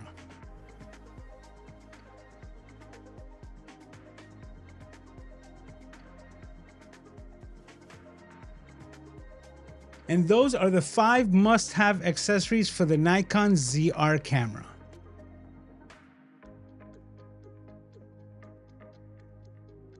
My name's Louis. Oh, Louis. Look at me. I'm even saying my name wrong, right? My name's Luis, also known as Mr. Camera Junkie, and I will see you next time. My name's Luis, also known as Mr. Camera Junkie, and I will see you next time. Talk to you. That's it. And we have that recorded. I will do my best with it. So as a recap, tempered glass screen protector, small rig noise reduction windshield, small rig camera cage, Megadapt E to Z adapter or any of the variants, Bluetooth wireless remote, extra batteries, and my shameless plug for my Rig Junkie ultralight kit. And yeah, and that's it. Now we get back to the live stream. Let me see what Mookie is saying over here. Just curious, how much do you think it would cost to grab a must-have accessory? I know you depend on the brand of the adapter. They're basically like, most of them are running about $100. That's what I spent on my newer branded one. But whether it's Suray, Viltrox, or a couple of other, I think newer, and there was another one there as well, that they're all like about $100. I think that's a super fair price. Even, you know, to be able to use all of these lenses on the Nikon Z, like instead of like buying one lens for like $600, you can like use all of your Sony lenses for $250. It's kind of like a no-brainer in my eyes. But if you are gonna pick one up, I would definitely recommend picking up a $100 one. Save yourself an extra $150. And like I said, my newer one has been working flawlessly. I haven't had any problems with it. So that's all I can say from my own personal experience.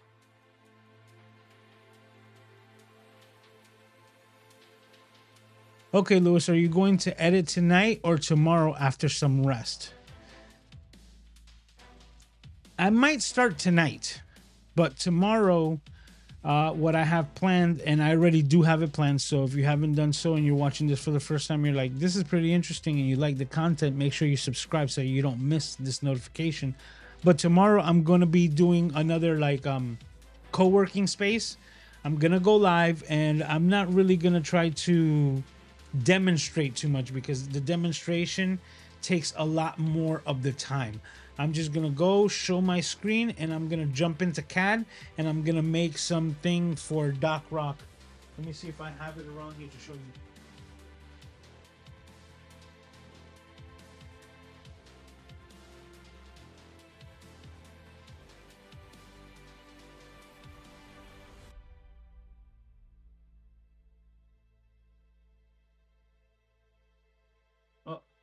I can't find it right now, and I'm also trying to be, you know, like frugal with the time. But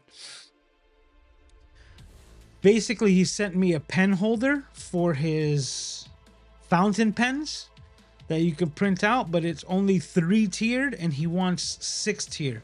So I just basically printed out like 10% of it so I can get the measurements so that I could expand about it. And tomorrow I'm gonna be doing like I said, the co-working space where I'm gonna be creating that file in CAD and then sending it over to Doc. So that's the plan for tomorrow, but also just to create more content.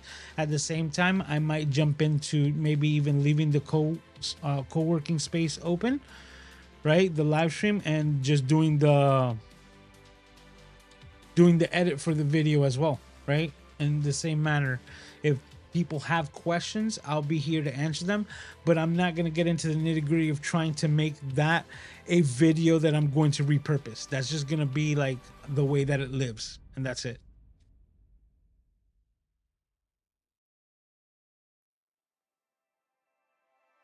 says, all I need is the screen protector and the remote. I have the other three. Well, you know, this is your camera, Randy, so you kind of already have a screen protector with this one. You're all set here, you know? And believe it or not, I bought a 3-pack. So if you're willing to hold off, I'll send those to you when I send you back your camera. See? Easy peasy. Okay, so I knocked off the 5 things there. Now let's do this because I don't want to miss this out. Let's go ahead. Oh, okay.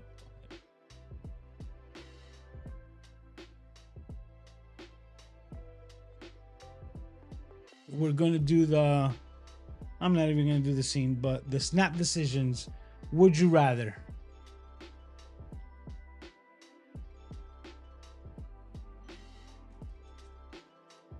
I need the keyboard again.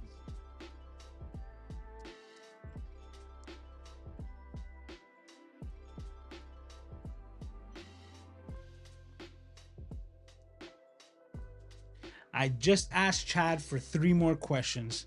So just super uber guaranteeing, like I haven't seen these. I don't pay attention to them so that I can answer them on the fly. But now let's go ahead because you know what, we can do it. We can do it.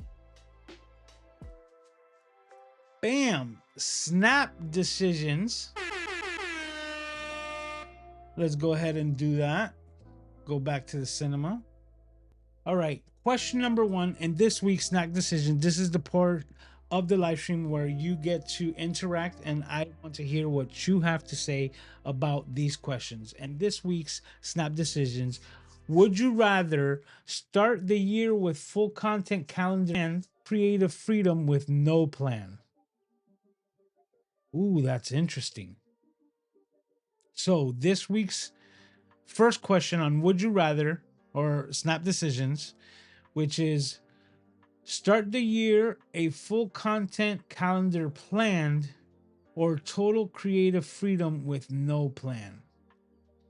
That's because right now I have full creative freedom, and what I'm doing with my full creative freedom is planning everything out.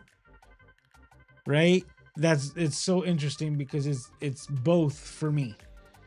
Like with full creative freedom, I don't have an actual plan, but what I'm doing is I'm planning at least the month out ahead. Like I don't have the entire calendar year, but I am working on that. So in all sincerity, I would have to say I would probably want the full calendar plan because I already have the other, and what I'm doing is working towards the planification of all of my content. And that's just to be super consistent. Obviously, you know, my live streams, we're going to be consistent. We've been doing it for 5 years plus. So I'm never going to not do the live streams. This is like my favorite, but I do have to make it multi-purpose to make it viable, because one thing that I did last week, which I rarely do, is I checked analytics, and it was very, very telling.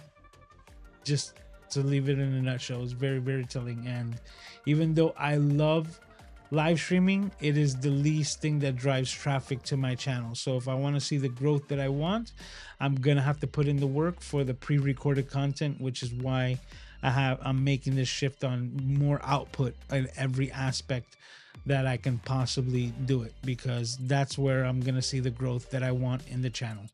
And kind of like high school, I want to graduate. I want to get my 100,000 subscriber plaque, have my graduation ceremony, and then we can move on from there. You know, I think I deserve it. So that's the goal. And there's some ideas that I have planned as well. So you guys are going to be hearing this first, right? And I'll let you know, especially those junkies who are hanging out here for close to 2 hours. I appreciate you.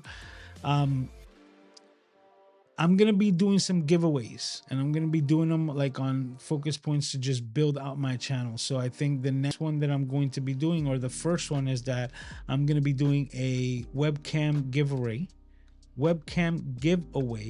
and I'm going to do it at 5,000 subscribers for my channel. So what I'm gonna have, what the goal is, to create more subscribers that are interested in my content. And I'm saying it like this because I don't want it to just all promotional, but there's more camera gear that I'm having that I'm not gonna be using. And I just got wind of it last week that Obsbot is coming out with a new camera as well, the Tiny 3.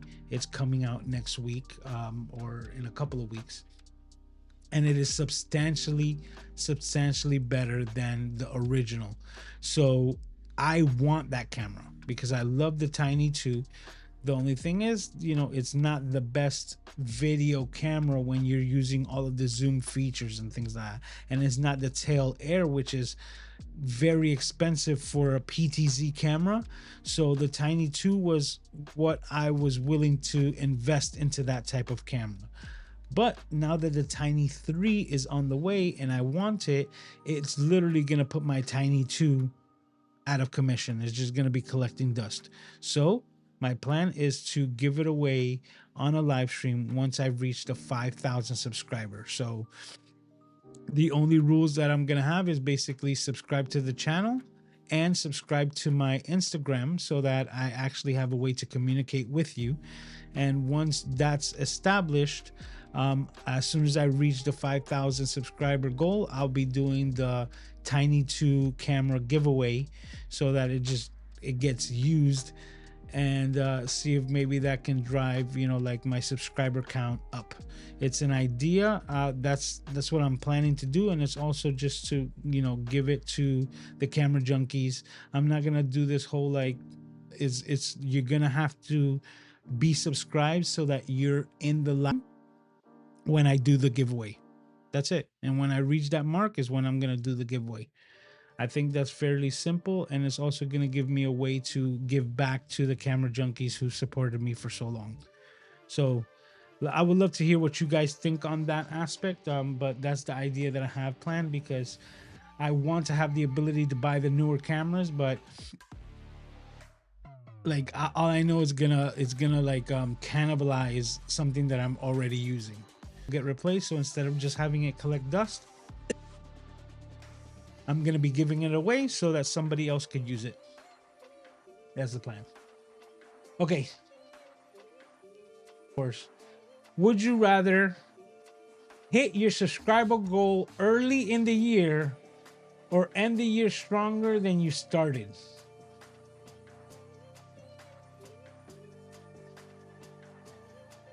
In this case, it's so funny because I didn't know that was the question, even though I was talking about subscriber counts and everything. Would you rather hit your subscriber goal early this year or end the year stronger than you started? Actually, I forgot to see what you guys were mentioning for the first one.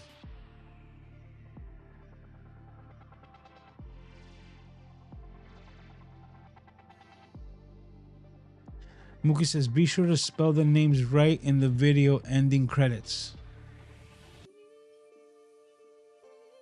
Definitely got to. Total creative freedom, no plans, since that's my normal mode anyway. LOL. Yeah, that's exactly what I was saying. But as you can see, like Randy also says, creative freedom. He says just exactly what Mookie said. I need a combo, creative freedom and short-term plans. I think that's kind of where I'm at, Gretchen. Like, that's what I'm saying. Like, I have the creative freedom, and what I'm doing is setting up the plans. But like I said, I'm nowhere near having a full calendar year set up. So it's like I'm setting up this month and just trying to get ahead of the curve. I think the planning is helping me to do. So that's, I feel more like Gretchen, but I'm definitely feeling that I need the structure because that's exactly what I'm building. And it's also for accountability. Like if I miss something, it's almost like a checklist, like, oh, I didn't do this today and it definitely needed to get done. But now back to the second, after I check you guys' comments, the would you rather hit your subscriber goal early in the year or end the year stronger than you started? So I guess they're saying, do you want to hit your subscriber goal and then kind of plateau? or do you want it to ramp up towards the end of the year and hopefully like lead into more towards the following year? Putting it into that perspective, saying like, do you want to have your peak in July and kind of like roll off and then just kind of like hover at that, or just kind of like roll? In this case, I would want to end the year stronger than I started. And that's just, to me, is just a constant like, curve leading upwards. And if you just put in the work, then I think that coming into the next year, right, you're going to be at a higher level, but you're just going to continue on that trajectory. So in my case, I would be saying end the year stronger than you started. And I'll give you guys some time to chat in here with your responses. And now the third, or the hard one, of would you rather, just before I get to your comments, would you rather know exactly what will work for 2026 creatively, or stay uncertain but keep the excitement of discovery? Oh, that's interesting, because at first I would have said, of course, I want, like everything that will work creatively in 2026. Like that would be like amazing, right? But I'm thinking that it's saying is like, would you rather know exactly what will work in 2026 creatively, but it's kind of boring because you know exactly what's going to work, or stay uncertain but keep the excitement of discovery, which is like the youth type of mentality, and like I always say, following the dopamine, right? Just like whatever excites you and gets your eyes, opened, wide, is what I think the excitement of discovery means. So would you rather know exactly what works creatively, or stay uncertain and keep the excitement of discovery? That's a really good question from Chad this week. I think that was probably one of the hardest questions he's asked, period, for the entirety of this segment. Would you rather know what works 2026 creatively?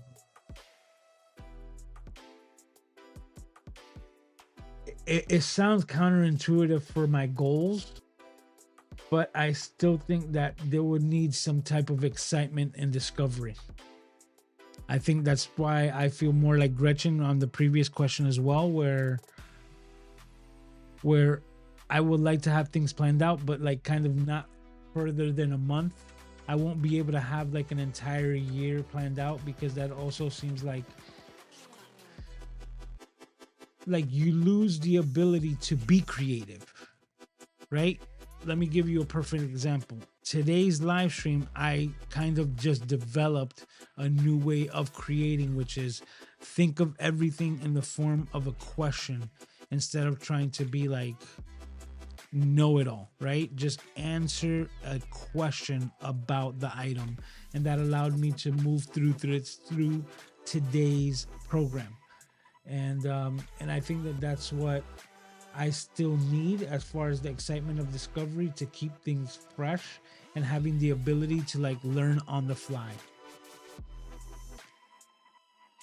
which I honestly think is counterintuitive to my goals, because if I just wanted like my subscriber goals, like my view counts and all those things to reach the goals that I've set out for this year, then it would be like logical that I know exactly what works. And that's why I said that would be counterintuitive, because I know that if I knew exactly what works, and it would be like different to following my creativity and following the dopamine, that's what I think leads to what people call burnout and all these different things, because it's just like mental fatigue, where you don't have that childlike enthusiasm.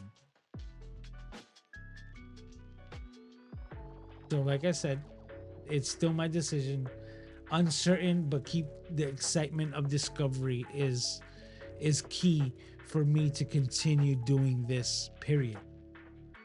I have to be able to still be able to find something new and try it out, than to know like this is gonna work even if it is mundane. So that's where I stand. Let me see what you guys are saying here.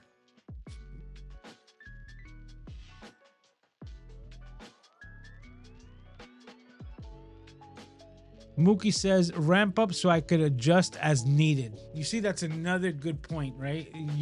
You'll be able to adjust on the fly, which is why I think I just answered this last question, right? As the excitement of discovery. Like I would need to be nimble, so to speak, with my content creation. Randy says I would rather have more by the end of the year because it will keep me busy in creating content. See? And now answering the third one, the excitement of discovery. I agree with Randy. I think I would like to hit it early. Excuse me. I think that was the previous one. She says she would like to hit it early to get it off of my mind.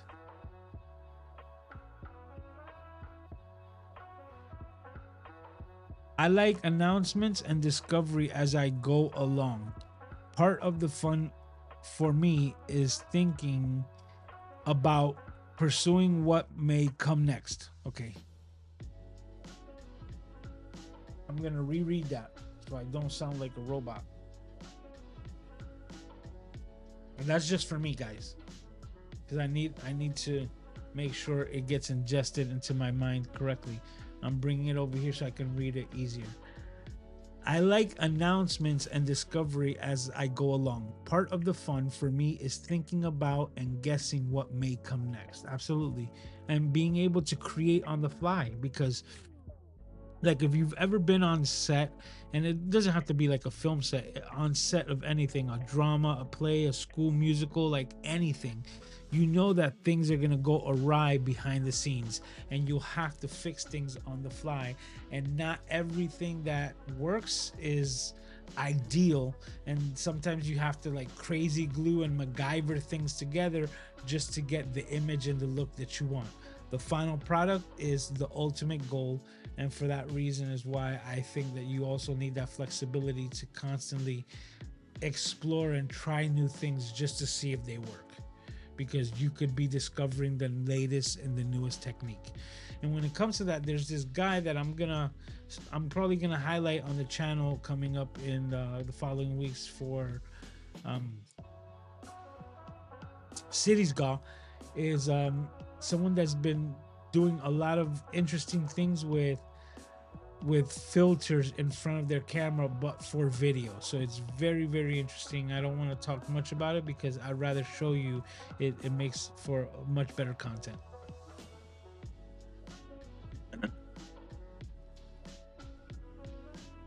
And Gretchen also says excitement of discovery. I believe we're all on the same page on that one. Yep. Excitement of discovery is something that's very important.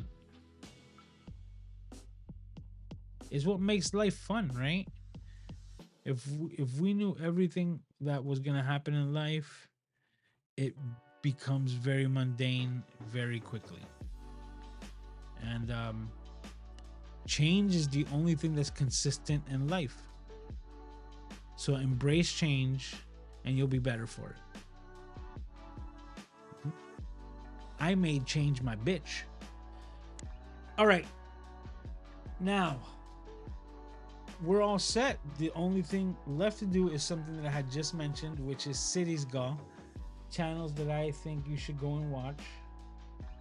And I know we're super, super late. Don't know if he's still hanging out in chat. But let me make sure that I get this correct, okay? We're here, here. Let's hit this, and we hit this.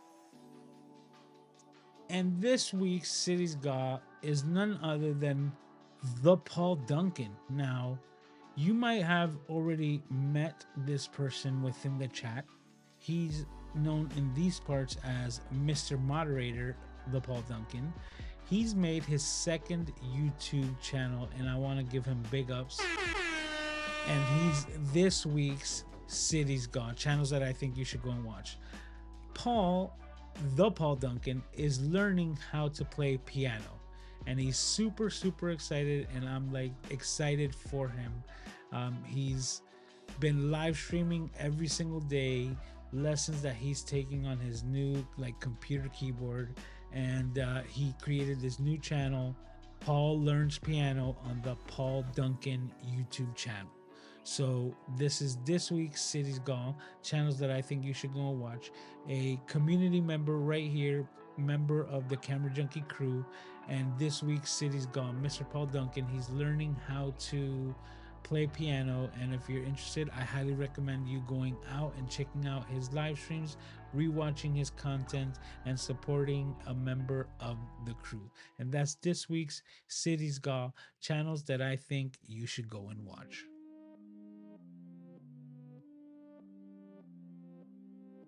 And we did it, guys. Boom.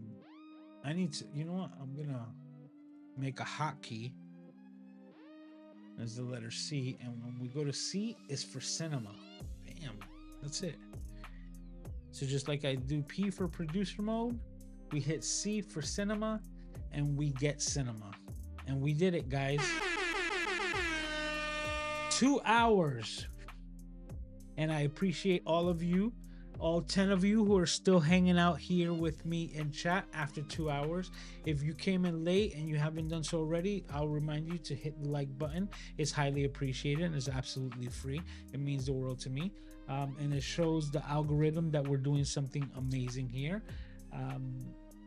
We've completed episode 267. And if you're wondering what that is, that's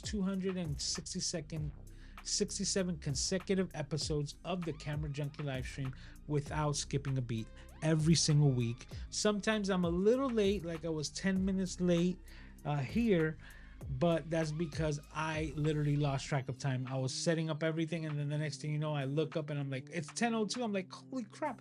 And I still hadn't finished everything, including getting myself ready. So that's why the delay, but I think I made it up with a 2-hour live stream.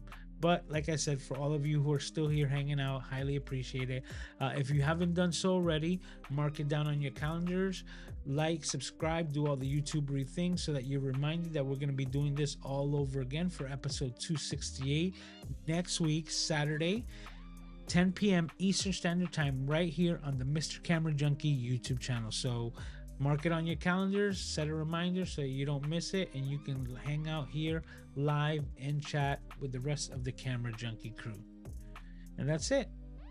I can't wait to see all of your smiling faces while we do it all over again right here next week, same time, same place. So until then, take care of yourselves and each other, and I will see all of your smiling faces, yeah, you, next time. Till then, talk to you. Oh, and FYI, this is also just a little tidbit. I've switched things up because of the analytics information. So I've actually unlisted the majority of my past live streams.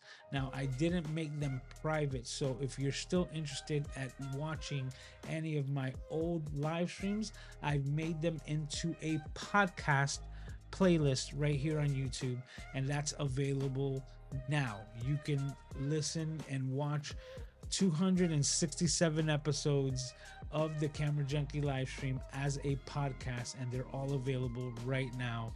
But it's just a little bit of like house cleaning and maintenance that I'm doing to my live streams, because I think I'm only gonna have active like the last year of live streams. That is what's actually like contributing to the channel. So that's just a little bit of information as well, just to let you know how things are going to be addressed here on the channel moving forward. So once again, guys, till next time, take care of yourselves and each other, and I will see you next week. Talk to you.